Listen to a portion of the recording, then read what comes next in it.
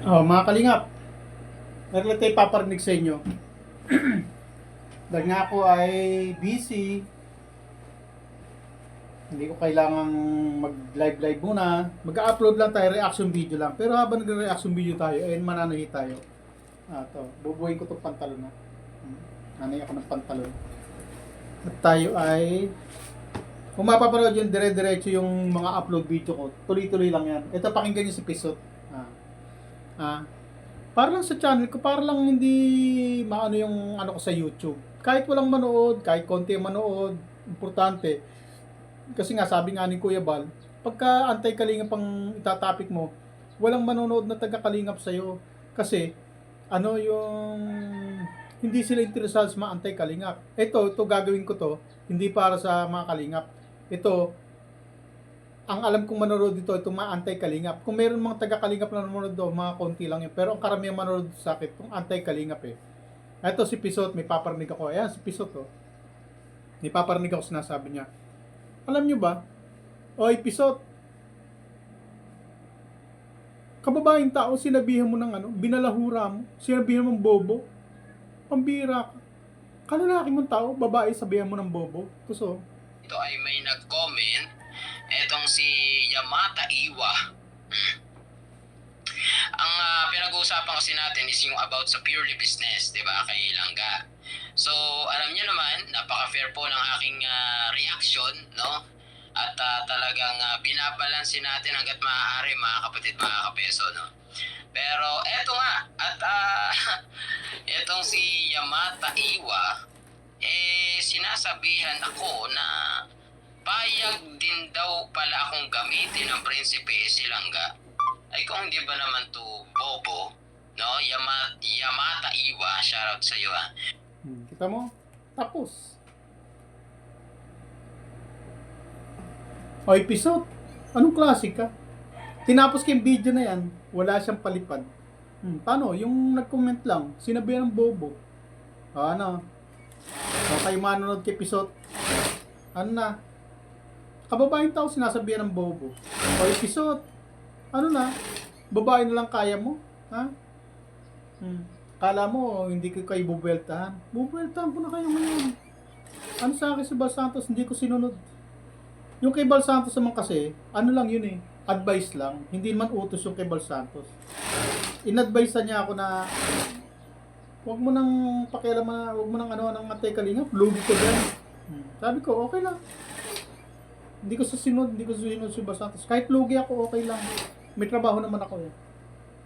Hindi ko naman kailangan na kumita sa YouTube. Ang gusto ko lang sa ngayon, may maitopic ako habang nagsasalta, habang nanahi. Kasi kung mag-vlog kasi ako, mapapabayaan ko pananahi ko eh.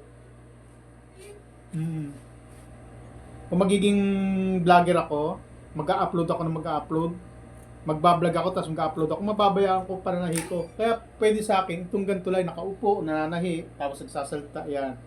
Tapos walang comment, walang nagko-comment. Kaya ayoko nang mag-live kasi pag live kasi ay mahabang oras na nakakain ko. Samantalang ito, pwede akong manay habang nagre-reaction video. Kaya walang masasayang na oras sa akin. Kung may masayang man na oras, konting-konti lang. At saka full-time mananahi ako, hindi ako full-time vlogger. Hindi ako full-time charity vlogger, hindi ako full-time reactor o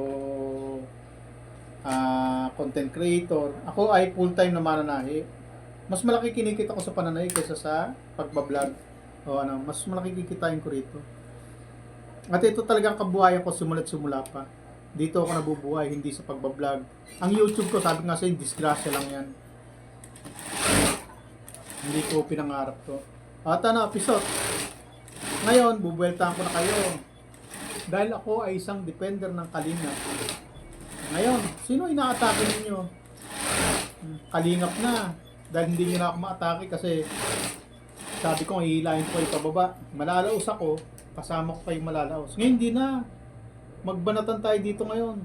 Sabay-sabay na tayo. Sabay-sabay tayo malaos. Tayo na. Content tayo. Ako,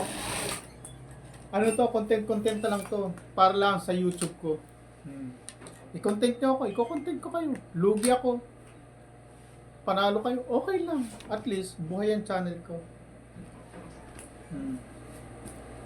Kaysa naman sa magpursige ako sa pananay, manay ako, at yung channel ko, pababayaan ko, hindi pwede. Kailangan, habang nanay ako, buhay ako, hindi ako gutom, may sweldo ako, at may sideline ako. Kahit konti-konti pa, kahit $1 lang araw-araw o $2, okay na yan. Dagdag kita na yan. May YouTube pa ako at magagamit ko pa yan. Sa panahon na hindi ko na kailangan manahi. Halimbawa, hindi ko na kaya manahi. Oh. Eh di, punta na ako ng Dait. Magbablog na ako doon. Magiging full-time vlogger na ako o magiging full-time charity vlogger ako pag nagkaroon ng pagkakataon. Magiging full-time content creator ako. Magiging full-time vlogger ako. Oh, full-time YouTuber. Yan. Pero sa ngayon, full-time mananahin muna ako. Ito, sideline ko lang kayo. Kaya sabi ni Kuya Bal, lugi ka dyan. Okay lang. Kuya Bal, kahit lugi ako sa dito kasi walang manonood sa akin kapag anti-kalinga topic. Okay lang. Basta didepensahan ko kayo. Kalinga pa rin ako.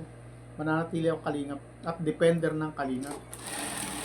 Kahit na ako wala sa diet at hindi nagbablog, hindi kita sinunod na mag-vlog ako. Kasi inalok talaga ako niyan eh. Sabi niya, mag-vlog ka lang sa akin, dito ka lang, sama-sama ka, mag-vlog ka. Yan, sumasama ako pero hindi ako nagbablog. Napansin nga ako ni Kuya Brock sa ibang parte na napagkamalan ako espiya dahil tahimik daw ako. Sabi, kumusta ka na? Ba't tahimik ka? Napansin ko kasi parang nag-i-spy ka ba sa amin? Sabi nga sa akin. Pero ibang topic na yun. Pisot muna tayo. At tapos mamaya kay Yen Yen. Yung sinasabi mo na walang transportation sa tricycle lang transportation. Oy, nek mo. Isang beses ka lang kasi nakarating ng Dait, tsaka Talisay.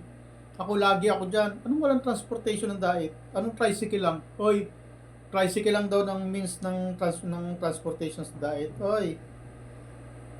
Mamaya, ikaw ang topic ko pagkatapos episode. Oy, Yen Vasquez mamaya. Sinisiraan mo Dait tsaka Talisay ang Camarines Norte na walang means of transportation kundi tricycle. Puro mga special pa. Oy, nek mo. Minsan ka lang kasi nakarating doon, puro special ka pa kasi tamad ka. Hindi mo alam mag-commute. Pambira ka. Sasabihin mo, walang means of transportation sa kundi tricycle. Sisiraan mo pa yung Dait, tapos magkaano ka pa na hindi pwede mag-tricycle, magkaroon ng tricycle si Reyna, pati franchise sinisiraan. Mamaya ikaw, babanatan kita mamaya. Miss Yen. Tirahin natin yung kasinungalingan mo. Minsan ka lang nakapunta dun eh. Tapos puro special ang sinakyan mo eh. Pwede ka mag-commute doon. May jeep doon. May bus. Ano ka? Talisay, Dait. Pwede ka mag-bus. Pwede ka mag-jeep. May pila ng jeep doon. Mamaya sabihin ko yun sa'yo. Teka lang tapusin ka lang sa episode. O, episode. Ano nangyari sa episode? Pisot ka na talaga. Pati babae, sinasabihan mo ng bobo. Oy, palalaki mong tao. Episode, ganyan ka na ba ngayon? Tuloy, walang nagpalipad sa'yo. Tinapos ko yung video mo. Walang nagpalipad. Kasi balahura ka na. At ang hina ng channel mo, ilan yung nanood sa'yo? Doon sa pambabalahura mo sa babae, sinabihan mong bobo, ayun. Magpa 5,000 na 10 hours ago. 4,975 yan. Pero sa katulad mo na dating sikat at dating malakas, kwento sa akin ni Bal Santos yan. Maraming kwento sa akin si Bal Santos tungkol sa'yo. Pero hindi ko sasabihin kung ano yun. Hindi naman ako chismoso. Marami akong naalaman sa'yo. Isa pa lang kung malasado pala utak mo eh. Tutulog-tulog ka sa pansitan eh. Sabi nga ni Bal Santos, yung si Kapisot maluya. Ibig sabihin mahina daw si Kapisot. Biruin mo, tutulog-tulog daw. Tutulog-tulog daw yan. Ang laki daw ng kita niyan. 200,000 sa buwan. Ayun, laki daw ng kita ni Kapisot. Sikat daw yan. Gumakot daw ng gusto ng pera yan eh. Sa kalingap noon. Kaya lang, tutulog-tulog. Nanggagapang ng sponsor. Ayun, napag-iwanan sa issue. Ayun. Napatalsik. Paano? Tutulog-tulog. Walang alam. Yan. At kung ano yung sinabi ni Basal sa akin, yun lang ang detalye. Yun lang ang ano, hindi ko nagdidetalye ng gusto. Yan, pisot ha. May tip na ako sa'yo ha. Kaya ka pala natanggal sa kalingap. Tutulog-tulog ka. Hindi mo alam ang mga tunay na estratehiya. Hindi mo alam ang tunay na takbo. Ayan, kasi tutulog-tulog ka. Yung takbo, hindi mo na sundan. Kasi nanggagapang ka ng sponsor, kayong mag-asawa. O, babay na, pisot.